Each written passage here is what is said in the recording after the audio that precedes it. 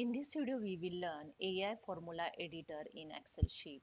So let's start this Excel sheet. I have here some data with the heading of date, financial year, financial quarter, sales representative name, customer and amount. So I'm using here the AI formula editor. So just click on the home tab. Here you can see the add-ins. Just click on it. Click on the more add-ins option and search here the AI formula and just enter. Here you see the second one, the AI edit formula editor. Just add it, accept the term and condition and click on the continue. That's it. In Excel, the AI formula editor is added. Here you see the tab also here add. Now you want to generate here the formula with the help of the AI formula editor. So I just click on the AI generator. I enter here the formula. So I enter here sum of my column is the F, so I enter here the F1 to I want the sum of the up to the 19 F19. Okay,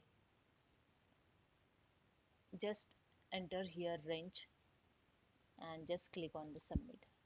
Now the AI generate here the formula sum with the sum function and here the selecting the range. So second formula here we will see the average of F1 to F19. So I just copy paste here. Here you enter your describe your formula. Just write what you want exactly, which formula you want. Write the formula name and enter the range of this data. Okay. So I write here the average of F1 to F19 and just click on the submit. So here you see you get here the formula of average. Okay, see the formula of average. Also I get here the amount of average.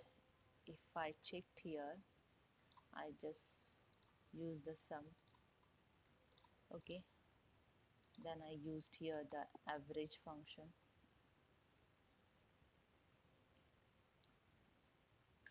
Okay, then use the value and bracket close, enter. Okay, I'm using here the average and select the full data, bracket close and enter. Here you see the amount is match because I selecting to F1 to F19, so I get the average here. Now I enter here the maximum value. I want the maximum value between this F1 and F90.